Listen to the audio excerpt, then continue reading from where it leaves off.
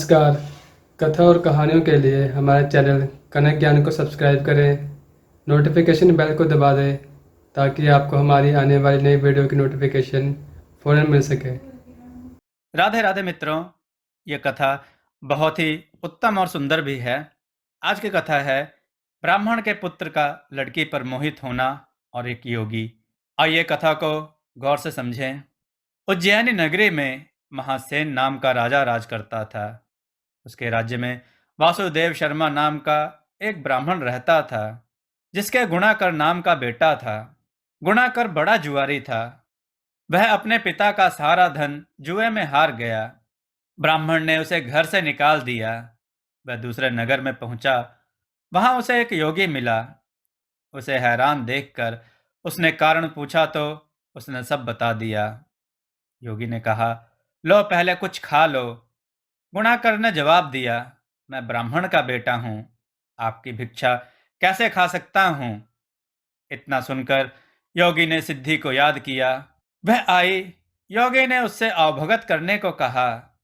सिद्धि ने एक सोने का महल बनवाया और गुणाकर उसमें रात को अच्छी तरह से रहा। सवेरे उठते ही उसने देखा कि महल आदि कुछ भी नहीं है। उसने योगी से कहा, महाराज, उस स्त्री के बिना अब मैं नहीं रह सकता। योगी ने कहा, वह तुम्हें एक विद्या प्राप्त करने से मिलेगी और वह विद्या जल के अंदर खड़े होकर मंत्र जपने से मिलेगी। लेकिन जब वह लड़की तुम्हें मेरी सिद्धि से मिल सकती है, तो तुम विद्या प्राप्त करके क्या करोगे? गुणाकर ने कहा, नहीं, मैं स्वयं वैसा करूंगा। योगी बोला, कहीं ऐसा ना हो कि तुम विद्या प्राप्त न कर पाओ और मेरी सिद्धि भी नष्ट हो जाए। पर गुणाकर ना माना। योगी ने उसे नदी के किनारे ले जाकर मंत्र बता दिए और कहा कि जब तुम जप करते हुए माया से मोहित होगे, तो मैं तुम पर अपनी विद्या का प्रयोग करूंगा। उस समय तुम अग्नि में प्रवेश कर जाना। गुणाकर जप करने लगा। जब वह माया से एकदम मोहित हो गया, तो देखता क्या है कि वह किसी ब्राह्मण के बेटे के रूप में पैदा हुआ है। उसका ब्याह हो गया। उसके बाल बच्चे भी हो गए हैं। वह अपने जन्म की बात भूल गया। तभी योगी ने अपनी विद्या का प्रयोग किया। गुणाकर माया रहित होकर अग्नि में प्रवेश करने को तैयार हुआ।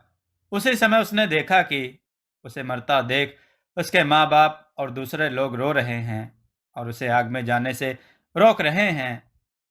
गुणाकर ने सोचा कि मेरे मरने पर ये सब भी मर जाएंगे और पता नहीं कि योगी की बात सच हो या ना हो। इस तरह सोचता हुआ वह आग में घुसा तो आग ठंडी हो गई और माया भी शांत हो गई। गुणाकर चकित होकर योगी के पास आया और उसे सारा हाल बता दिया। योगी ने कहा, मालूम होता है कि तुम्हारे करने में कोई कसर रह गई। योगी ने स्वयं सिद्धि की याद की, पर वह नहीं आई। इस तरह योगी और गुणाकर दोनों की विद्या नष्ट हो गई। इतने कथा बताकर बैताल ने पूछा, राजन, यह बताओ कि दोनों की विद्या क्यों नष्ट हो गई? राजा बोला, इसका जवाब साफ है। निर्मल और शुद्ध संकल्प करने से ही सिद्धि प्राप्त होती है। गुणाकर के दिल में शंका हुई कि पता नहीं योगी की बात सच होगी या नहीं। योगी की विद्या इसलिए नष्ट हुई कि उसने अपात्र को विद्या दी। दोस्तों, आप बताएं कि विद्या क्यों नष्ट हुई? कमेंट करके जरूर बताएं। कथा को लाइक करें, चैनल को सब्सक्राइब करना ना भूलें और कथाओं को शेयर जरूर करें। ऐसी अच्छी कथाएं आपके सामने पेश करते रहेंगे। जय श्री राधे कृष्ण।